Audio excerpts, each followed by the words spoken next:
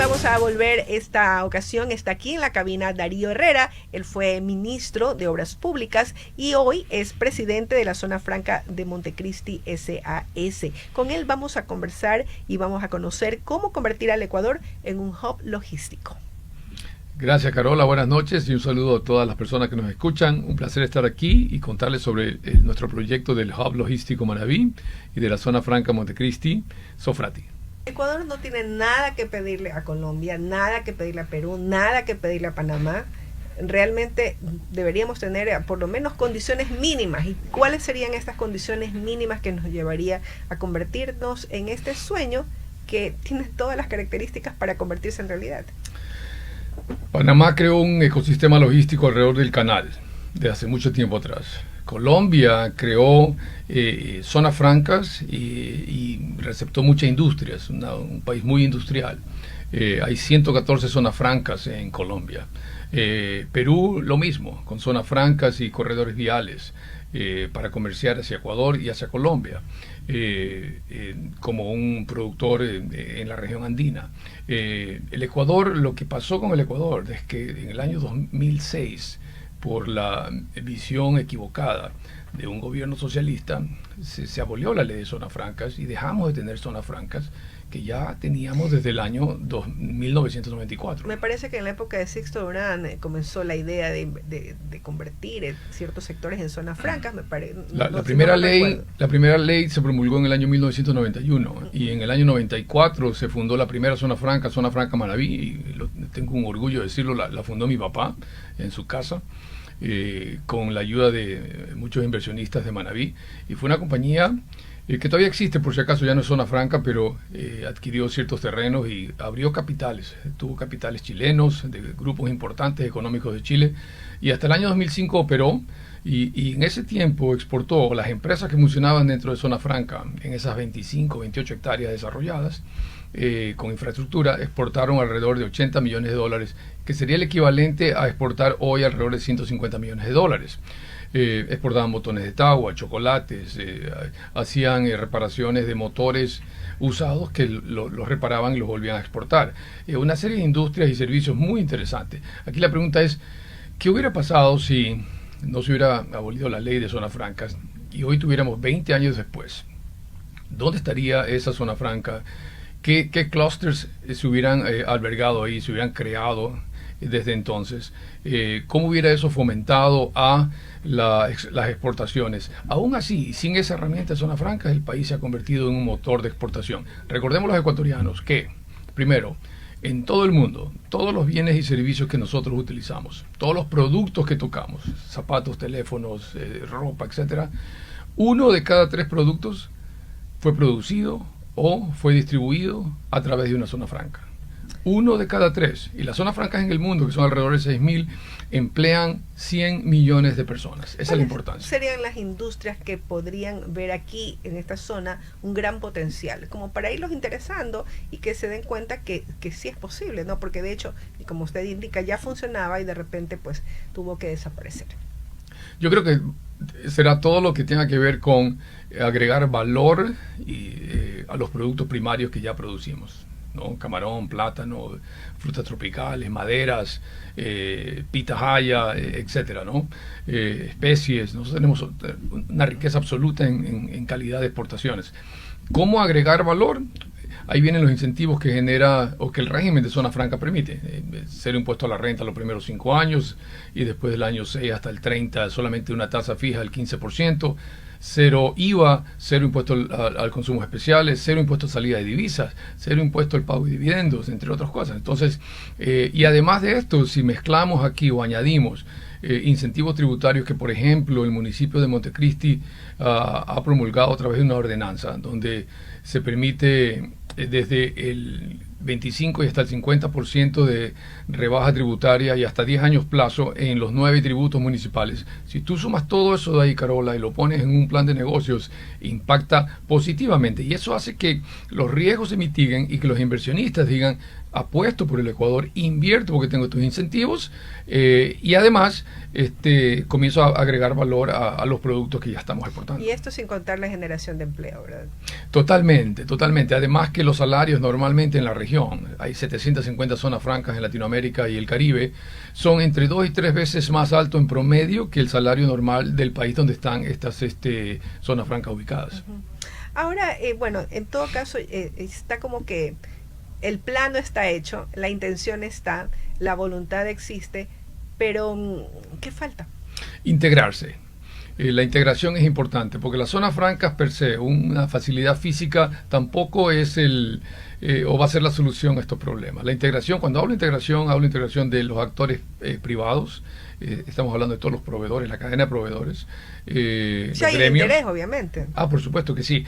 El sector público con las instituciones, todos, cuando hablo de integrar también hablamos de alinear los propósitos. Yo no puedo tratar de ser flexible, libre, eficiente, mientras el sector público no lo es. Tenemos que estar alineados, porque de nada sirve una zona franca con procesos que desean ser muy ágiles para abaratar costos logísticos, mientras que tengo yo un sector público burocrático, pesado, que pone trabas a estas nuevas inversiones, ¿no? Y también la academia. ¿Y por qué la academia? Porque la academia tiene que ayudar a este sector privado y al público a articular acciones para poder crear y fomentar y acelerar nuevos emprendimientos con toda la tecnología y el conocimiento que tienen. Las aceleradoras de empresas funcionan también dentro de Zona Franca y una parte vital dentro de ese ecosistema. ¿Cómo evitar que se disperse, por ejemplo, el crecimiento del aeropuerto, el megapuerto, que puede convertirse en Manta, las zonas francas? ¿Cómo evitar que todo esto se disperse y que vayan de la mano caminando progresivamente? Es una gran pregunta, Carola, de la experiencia que he visto en otros países como Costa Rica y Uruguay. Todos al inicio, cuando comenzaron con temas de zona franca, siempre tenían esa duda, ¿no? ¿Cuál será el clúster que va a predominar? Hago una referencia sobre Costa Rica. Comenzaron con zonas francas que hacían textiles, ropa, maquila para proveer ropa al vecino del norte, Estados Unidos. Luego de casi 30 años, hoy el 25% de las exportaciones, que suman casi 10.000 millones de dólares, que salen desde zonas francas en Costa Rica, son dispositivos médicos. Son productos de altísima tecnología. Y lo mismo ha pasado en República Dominicana.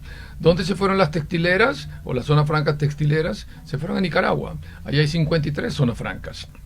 A pesar que es un régimen político dictatorial y casi comunista, pero ellos no son ilusos, no dicen tenemos que producir porque la gente tiene que comer. Es 53 zonas francas, sí, con mano de obra mucho más barata, menos calificada, que está haciendo todavía temas de maquila. ¿Cuál será nuestro clúster? Yo tengo varias teorías, puedo quizás decir sobre Manabí. Tenemos ahí un clúster pesquero, atunero muy fuerte, entonces todo lo que tenga que ver con industria de alimentos relacionados con el atún y la pesca, y también tenemos una gran industria, la Fabril, que genera grasas y alimentos. Entonces ahí hay un clúster alimenticio, ¿no? Segundo, semielaborados de cacao, posiblemente. Tenemos el mejor cacao en la zona de Manabí y Los Ríos. Frutas tropicales, y pensaría la logística menor, ya de última milla, como centro de distribución para la provincia. Uh-huh.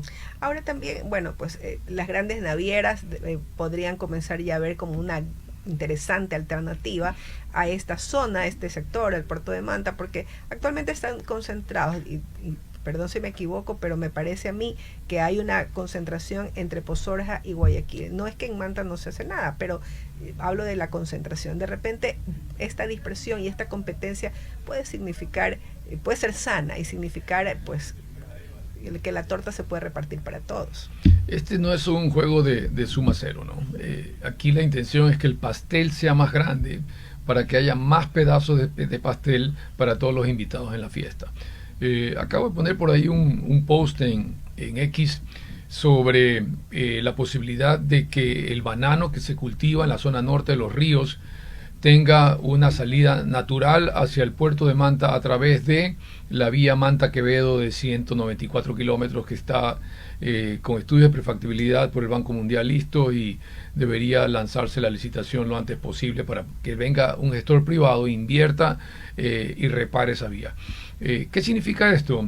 Sacar quizás la mitad del banano de los ríos. Significa la mitad del 42% del banano del país. Significa la mitad del 42% de la carga contenerizada del país, que es banano. Y quizás eso representa la mitad de la carga del país en todos los puertos. Hoy Manta no exporta ningún contenedor con banano, pero tiene la capacidad de mover por lo menos 120.000 TEUs. De los 600.000 o más TEUs que se exportan de banano en el país. Entonces, ¿por qué no darle ese chance, a esa oportunidad a este puerto, a esta infraestructura? Es solamente lógico pensar el país.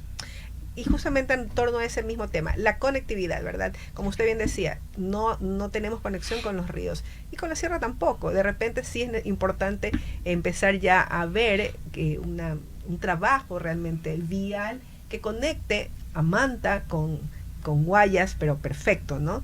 Con toda la provincia de Manabí, que también tiene unas carreteras que unas sirven, otras más o menos, los ríos y también la sierra. O sea, es bueno el pretexto para avanzar. Yo tuve el honor de trabajar en el Ministerio de Transporte y Obras Públicas con un grupo humano espectacular. Personas decididas y entregadas que juntos elaboramos el perfil de los primeros 8 proyectos que fueron registrados en la Secretaría de Alianzas Público-Privadas. Hoy creo que hay uno nuevo con la Ruta Viva ahí en Pichincha. 3 de esos proyectos tienen que ver con Manabí. La Montecristi y la Cadena, que es la vía hacia el sur, la Manta Quevedo, que tiene estudios de prefactibilidad, y la bahía Pedernales, Cojimíes. O sea, 3 vías estaban ahí dentro de estos registros.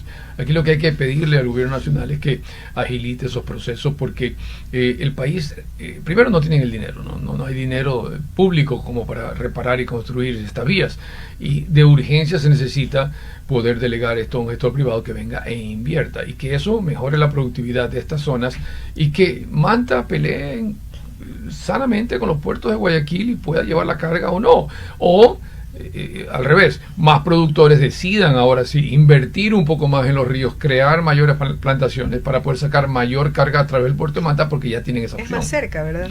Totalmente, 196 kilómetros, pero además es que más cerca te evitas todo ese tráfico, ¿no? Es que imagínate, es como que traer del centro del país carga, y si te vas a Pozoras es como que lo llevas al apéndice, ¿no? A todo el extremo sur, oeste, no tiene ninguna lógica.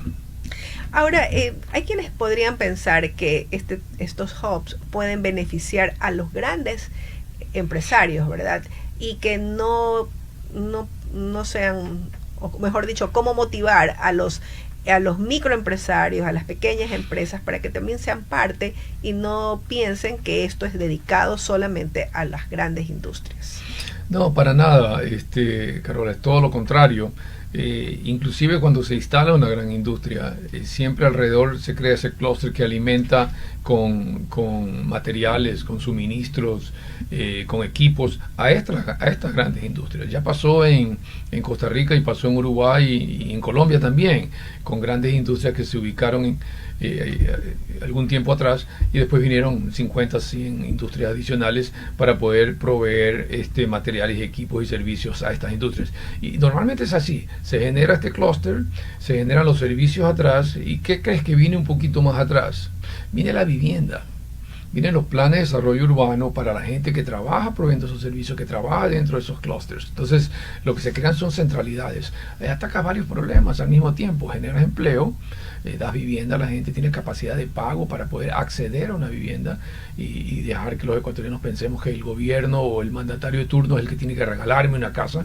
No, siempre y cuando yo tenga el acceso a una vivienda y un trabajo digno, mi vida es completamente diferente. ¿Qué le falta al Ecuador para entender que la competencia portuaria ya no es solamente, pues, o sea, es geopolítica? O sea, hay que verlo con otra perspectiva, con otra visión, ¿no? Es más regional.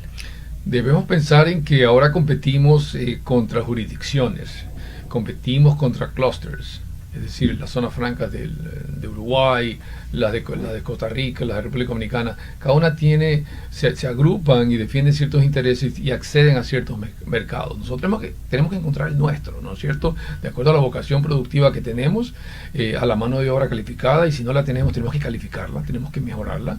Y esa visión país necesita la participación, sí, del sector privado, quien tiene que liderar, ¿no? Pero el sector público tiene que facilitar, tiene que ponerse a la altura de la velocidad con la cual el mundo está cambiando para poder acceder a esos mercados, ¿no? Aquí, camarón que se duerme se lo lleva la corriente. Esto de visión país, que realmente es lo que a veces nos olvidamos, porque a veces me parece que la política ala para su molino y no entiende que aquí no es el momento del o los políticos, es el momento del país.